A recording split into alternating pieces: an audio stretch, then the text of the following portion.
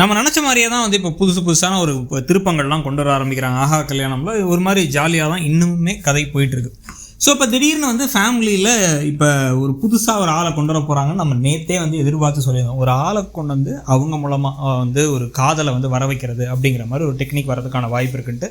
So அந்த விஷயம் தான் இப்போ நடக்குது. ஸோ அதுக்கு முன்னாடி வந்து இந்த சீரியல் இப்போ எப்படி இப்போ ஆரம்பிக்குது அப்படின்னு வந்து பார்த்தா, இப்போ வந்து சூர்யா ஒரு எழுதிக்கிட்டு இருக்கார், காரணங்கள் கண்டுபிடிக்கிறார். அதாவது என்னென்ன காரணத்துக்காக மகா வந்து இவருக்கு சரியான ஒரு மனைவி இல்லை அப்படிங்கிறதுக்காக யோசிச்சு எழுதலான்னு பார்த்தா ஒரு காரணம் கூட ஒரு கண்டுபிடிக்க முடியல. அந்தளவுக்கு பர்ஃபெக்டான ஒரு மனைவியாக அவங்க இருக்காங்களாம். ஸோ அதனால் வந்து எதை யோசிச்சாலும் முன்கோபம் வரும்னு எழுதலான்னு பார்த்தா இல்லையே, நமக்கு தானே முன்கோபம் வரும்னு சொல்லிட்டு யோசிச்சுட்டு இருக்காரு. ஸோ எல்லா விஷயத்தையும் யோசிச்சு ஒரு மாதிரி வெக்ஸ் ஆகி கடைசியில் வீட்டுக்கு வந்து பார்த்தா, வீட்டில் இன்றைக்கி ஒரு பிளான் ஒன்று இருக்குது. அந்த பிளானை வந்து நான் ஒன்றை கேட்காமலே முடிவு பண்ணிட்டேன், ஒரு சூப்பரான சர்ப்ரைஸ் ஒன்று இருக்குதுன்னு சொல்லிட்டு ஐஸ்வர்யா இப்போ வந்து மகாவுக்கு சொல்கிறாங்க. என்னக்கா விஷயம் அப்படின்னு கேட்டால் அது ஃபுல்லாகவே சொல்கிறாங்க. இவ்வளோ பெரிய விஷயத்தை ஏற்பாடு பண்ணியிருக்கியா அப்படின்னா ஆமாங்கிறாங்க. கரெக்டாக அந்த நேரத்தில் வந்து பார்த்தா ஒரு கொரியர் வருது. முதல்ல தாத்தாவுக்கு வருது. ஸோ தாத்தாவுக்கு என்ன கொரியர் வருதுன்னு எடுத்து படித்து பார்த்தா அதில் வந்து நீங்களும் உங்கள் மனைவியும் இன்னமும் காதல் மாறாமல் இருக்கீங்க, உங்கள் 2 பேரையும் பார்க்கவே எங்களுக்கு அவ்வளோ சந்தோஷமாக இருக்குது, உங்களுடைய 80வது கல்யாண நாளாக சிறப்பாக கொண்டாடணும், நீங்கள் வந்து எங்களுக்கெலாம் வந்து புதுசாக கல்யாணம் பண்ண விஜய் அனாமிகாவோட நீங்கள் தான் சூப்பரான ஒரு ஜோடி அப்படின்னா எழுதுனதை பார்த்து அவங்களே ஒரே ஷை ஆகிட்டாங்க. வாட் நமக்கா அப்படின்னு சொல்லிட்டு ஷை ஆகிட்டு இருக்காங்க. இது ஒரு பக்கம் நடக்கும் பொழுது இன்னொரு பக்கம் வந்து பார்த்திங்க அப்படின்னா வந்து இப்போ அடுத்து இன்னொரு கொரியர் வருது. அது வந்து யாருக்கு வருதுன்னு பார்த்தா ராஜலக்ஷ்மிக்கு வருது. ராஜலக்ஷ்மி வந்து இந்த வீட்டுடைய மகாலட்சுமி நீங்கள் தான், அந்த ஊருக்கே ராஜ்யம் பண்ணுற ராஜலக்ஷ்மி நீ தான் அப்படின்னா அவங்களுக்கு ஒரே செய்யாயிடுது. அவங்களுக்கு வேறு தனியாக ஒரு பக்கம்.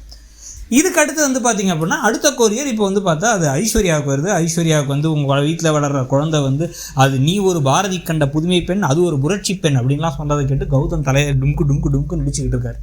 யார் தான் இதெல்லாம் அனுப்புனா, யாரோ கிறுக்கு மாதிரி பண்ணிருக்காங்க அப்படிங்கிற மாதிரி வந்து சூர்யா பேச, அனுப்புனதை பற்றி எல்லோரும் எவ்வளோ சந்தோஷமாக இருக்காங்க, அதை முதல்ல நோட் பண்ணுங்கள் அப்படிங்கிறாங்க இப்போ மகாவும். உடனே வந்து இதில் என்ன தெரிவிடு, சந்தோஷமாக இருந்தாலும் யார் அனுப்புனாலும் தெரிய வேணாமா அப்படிங்க, அதெல்லாம் தெரிய வரும் அப்படின்னா ஏன் உன் ஃபேமிலியில் யாராச்சும் பண்ணாங்களா, இல்லையா எந்த அளவுக்குலாம் பண்ணுறது உங்கள் ஃபேமிலியில் யாருக்கும் தெரியாதுன்னு கிண்டல் வேறு பண்ணுறாரு அப்படின்னு இவங்க ஒரு மாதிரி கடுப்போடு இருக்கார்.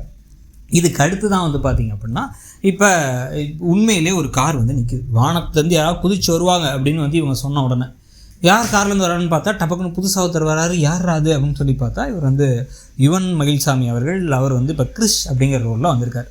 இவங்க 2 பேரும் ஓடி போய் கட்டி பிடிச்சிக்கிறாங்க. மகாவும் ஐஸ்வர்யாவும் உங்களை பார்த்து ரொம்ப நாள் ஆச்சுன்னா அவங்க சொல்ல உடனே யார் இவர் அப்படின்னா இவங்களுடைய கசின் யூஎஸ்லேருந்து வந்திருக்காரு. இவர் வந்து யூஎஸில் பெரிய ஃபிசியோதெரபிஸ்ட்டாக இருக்கார் அப்படிங்க. அவர் உடனே பார்த்தா மகாவு கையில் வந்து ஒரு பொக்கே கொடுக்குறாரு. அப்போ இருந்து இப்போ வரைக்கும் உனக்கு மகானா ஸ்பெஷல், நாங்கன்னா கம்மி தாங்க, எங்களுக்கெல்லாம் கொரியர் அனுப்புனா இவளுக்கு மட்டும் கையில் அப்படின்னா மகானா ஸ்பெஷல் தான் அப்படிங்கிறாரு அவர் வேறு. இதெல்லாம் பார்க்க அப்படியே இந்த பக்கம் சூர்யாவை கடுப்பாகுது.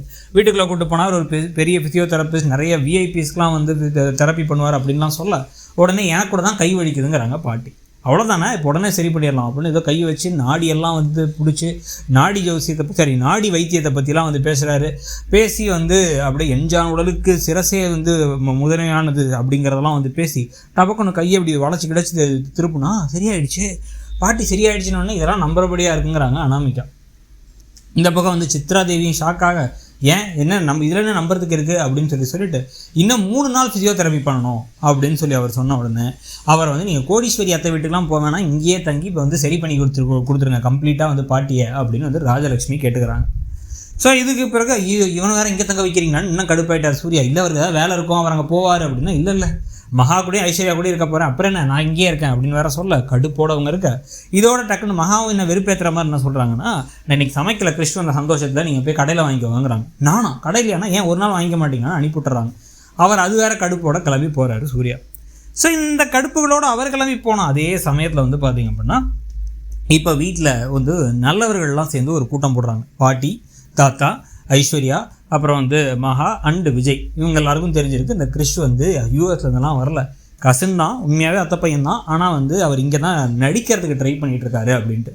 நீ பெரிய நடிகராக வருவப்பா அப்படின்னு சொல்ல, நீ மட்டும் இங்கே இருந்து எப்படியாச்சும் சூர்யாவையும் மகாவையும் சேர்த்து வச்சு சூர்யா மகாட்ட காதலை தெரிவிக்க வச்சிட்ட அப்படின்னா உனக்கு வந்து நீயே பெரிய உனக்கு ஒரு பெரிய நல்லது பண்ணுறோம், நாங்களே உனக்கு ஒரு பொண்ணு பார்த்து கட்டி வைக்கிறோங்கிறாங்க பாட்டி.